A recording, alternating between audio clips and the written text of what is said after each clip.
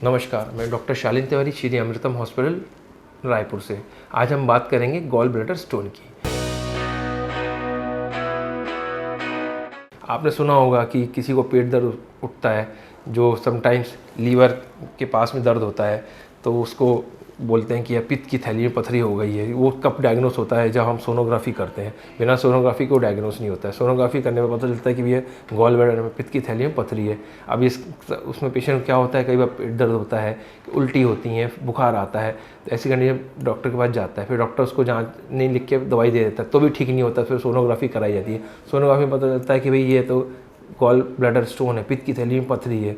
फिर क्या होता है कि अगर 1-2 दिन हो गए हैं, फिर वो सर्जन के पास जब पेशेंट पहुंचता है, तो सर्जन तो अपना एडवाइस करता है कि या तो आप गॉल ब्लैडर स्टोन आपके सोनोग्राफी में आ गया है, कुछ खून की जांचें भी कराई जाती हैं जिसमें कंफर्म हो जाता है कि लीवर इन्वॉल्व तो नहीं है।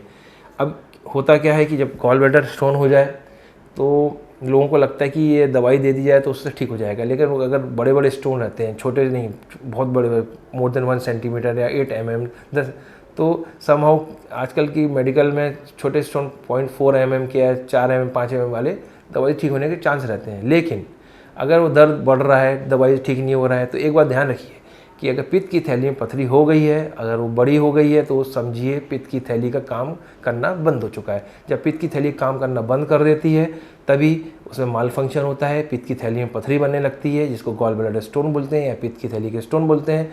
और जब पित्त की थैली काम करना बंद कर देती है, तो हमें उस कंडीशन में चीरा मार के या लेप्रोस्कोपी से गॉल ब्लैडर का ऑपरेशन करना पड़ता है, जिसमें पथरी भी निकाली जाती है, गॉल ब्लैडर भी निकाला जाता है। कि एक बात ध्यान रखिए, ये मत सोचिए कि गॉल ब्लैडर निकाल लेगा तो क्या हो जाएगा, सिर्फ स्टोन निकाल लेते हैं, ऐसा नहीं है। अगर स्टोन निकाली, पित्त की थैली छोड़ दी, तो आगे जाके फिर से स्टोन बन जाएगा, फिर दोबारा ऑपरेशन लगेगा। तो इसलिए एक बार जिसका काम करना बंद हो जाता है, उसको निकाल दिया जाता है। इसको बोलते हैं cholecystectomy, gall bladder removal with stone. ये चीरा मार के भी होता है और लेप्रोस्कोपी से होता है। लेकिन आज का जो गोल्ड स्टैंडर्ड है, जो वो है लेप्रोस्कोपिक कोलेसिस्टेक्टोमी, मतलब दूरबीन से गॉल ब्लैडर का ऑपरेशन करके gall bladder stone with gall bladder निकालना। इसमें घबराने की बात नहीं कि मेरा गॉल ब्लैडर निकल जाएगा तो क्या होगा, नहीं। गॉल ब्लैडर निकलने वैसे भी स्टोन बन गया, तो अब गॉल ब्लैडर में स्टोन बनने के बाद गॉल ब्लैडर का फंक्शन खत्म हो जाता है। तो हम अगर रहे तो भी गड़बड़ है, नहीं रहे तो भी बहुत अच्छी बात निकल गया। आपको अपना डाइट का ध्यान रखना पड़ता है। गॉल ब्लैडर ऑपरेशन के बाद ऐसा नहीं है कि आप फैट फ्री डाइट खानी पड़ती है, समहाउ कुछ प्रिकॉशन लेने पड़ते हैं। लेकिन गॉल ब्लैडर निकलने के बाद ज़िंदगी लाइफस्टाइल अपनी अच्छी हो जाती है, क्योंकि वो अगर gall bladder stone with gall bladder निकाल दिया तो पेशेंट को आगे ना के दर्द भी नहीं होगा। आजकल ये बहुत कॉमन बीमारी है गॉल ब्लैडर स्टोन की, अपने खान पान के साथ जुड़ी बीमारी है।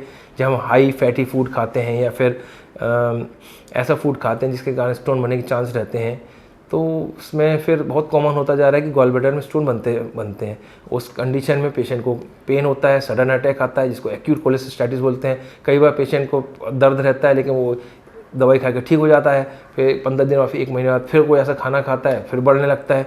इसको क्रोनिक कोलेसिस्टाइटिस बोलते हैं। दोनों कंडीशन में, चाहे वो एक्यूट हो, मतलब इमरजेंसी दर्द हो, या क्रोनिक हो, उसका आइडियल इलाज जो होता है लेप्रोस्कोपिक कोलेसिस्टेक्टोमी, यानी दूरबीन पद्धति से गॉल ब्लैडर का ऑपरेशन करके gall bladder with gall stone निकाल देना और उसको जांच के लिए भेजना। क्योंकि जांच हम इसलिए कराते हैं गॉल ब्लैडर निकालने के बाद कि वो ऐसा तो नहीं कहीं कैंसर वेंसर तो नहीं है उसमें, इसलिए हम उसको जांच के लिए भेजते हैं। लेकिन आइडियली हमें गॉल ब्लैडर स्टोन के साथ गॉल ब्लैडर निकालना चाहिए। और आगे अपनी उसकी ऐसा भी नहीं है कि उससे लाइफस्टाइल ख़राब होती है, उल्टा लाइफस्टाइल हमारी बेहतर हो जाती है। हम खान पान तो पहले भी ध्यान देते हैं, बाद में भी ध्यान देते हैं। तो कभी भी गॉल ब्लैडर स्टोन हो जाए तो उसको निगलेक्ट ना करें, उसको हमेशा डॉक्टर दिखाएं। और डॉक्टर अगर सर्जन को दिखाएं, उसको अगर आपको तकलीफ़ हो रही है, कुछ ब्लड टेस्ट बोलेगा, सोनोग्राफी बोलेगा, तो अगर सर्जन ऑपरेशन बोलते हैं तो कुछ उसका ऑपरेशन कराएं, चाहे वो चीरा मार के हो चाहे लेप्रोस्कोपिक हो। लेकिन आजकल लेप्रोस्कोपिक ऑपरेशन बहुत कॉमन होता जा रहा है। अब चीरा मारना ऑपरेशन जनरली कम होते जा रहे हैं, लोग ज़्यादातर लेप्रोस्कोपिक करते हैं। मैं भी लेप्रोस्कोपिक ऑपरेशन करता हूँ गॉल ब्लैडर सर्जरी में। तो इसका हमेशा ध्यान रखें और कोई घबराने की बात नहीं कि गॉल ब्लैडर निकल जाएगा तो मेरा आगे की लाइफ कैसी रहेगी। सब कुछ बढ़िया रहता है, उल्टा लाइफ बेहतर हो जाती है जो पहले रहती है। इसलिए आप इसका ध्यान रख सकते हैं। नमस्कार।